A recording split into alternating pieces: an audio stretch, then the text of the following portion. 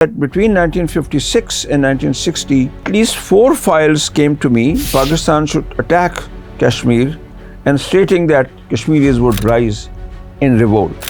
Operation GIbralter was basically to send troops in civilian dress across the line of control on the Indian side in order to make Indian Kashmiris rise in revolt.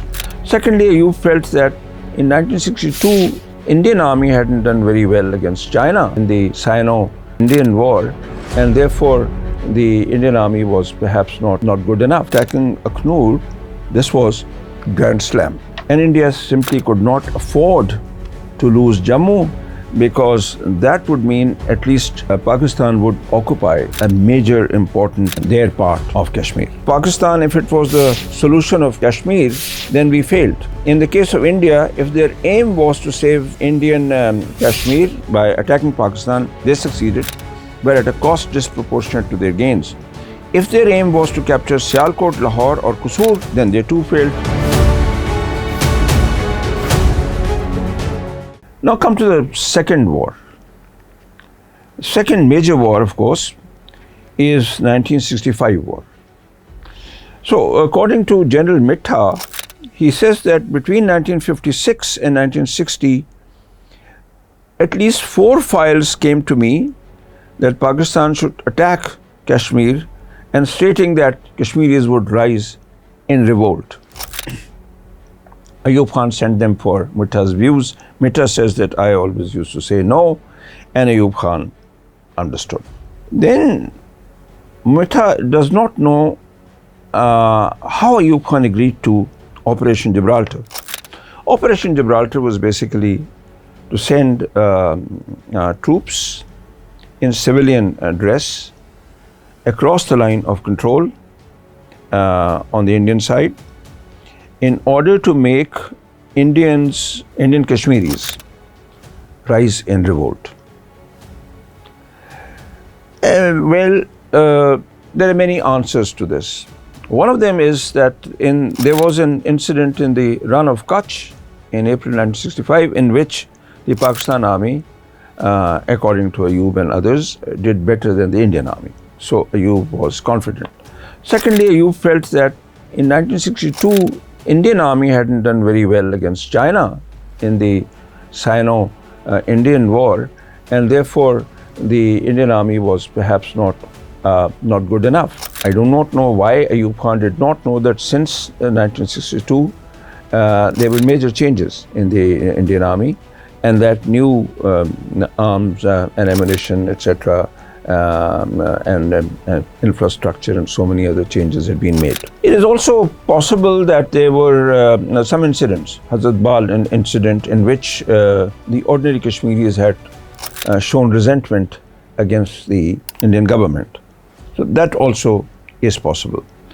Anyway, so there was this Operation GIbralter, and along with this was Operation Grand Slam. According to Altaf Gohar, it was the 13th of May 1965 when Ayub Khan listened to General Akhtar Malik in Murree, and the same plan which had been rejected before, that plan was approved of, and also Ayub himself said, why don't you go for Akhnur? Now, Akhnur, this going after Akhnur, attacking Akhnur, this was Grand Slam. But this was obviously something which opened up Jammu after that. And India simply could not afford to lose Jammu, because that would mean at least that Pakistan would occupy a major important part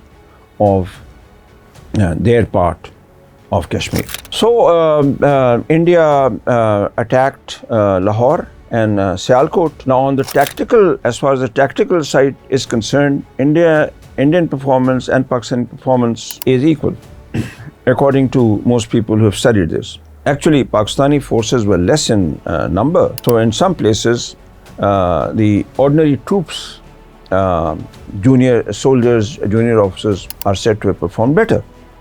But since we are not talking about military actions as such, I'll come to the final conclusion. I mean, did the war serve any purpose? The best authority on this is General Mahmood Ahmad, Lieutenant General Mahmood Ahmad, who has written a good book on it, an excellent book on 1965 war. And he says, in the case of Pakistan, if it was the solution of Kashmir, then we failed. In the case of India, if their aim was to save Indian Kashmir by attacking Pakistan, they succeeded, but at a cost disproportionate to their gains. If their aim was to capture Sialkot, Lahore or Kusur, then they too failed totally. And he also says that if their aim was to cause attrition to the Pakistan army, then the Indians suffered as much as the Pakistanis, as I said before. As far as ordinary people were concerned, there was, of course, this mass displacement of villagers who were living on the border. There was obviously the killing of Pakistani soldiers and deaths and so on and so forth, and all sorts of suffering which war brings on both sides. Moving on to the other problems which occurred because of the 65 war was, first, that economic development was slowed down. Second, that the Bengalis felt they were left undefended.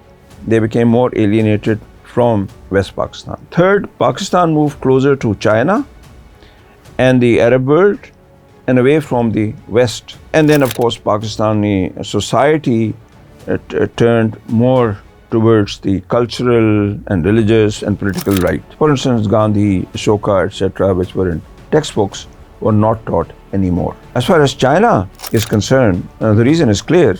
Americans had stopped the aid to Pakistan. You see, because they argued that the military aid had been given because military weapons, etc., were supposed to be used against communist powers. Since India is not a communist power, they were wrongly used. They also, of course, stopped the aid to India, but India wasn't taking much from them anyway, so it was Pakistan which actually suffered a lot. And that's why people became alienated, leaders became alienated, and of course they looked towards China from where they got tanks and so on.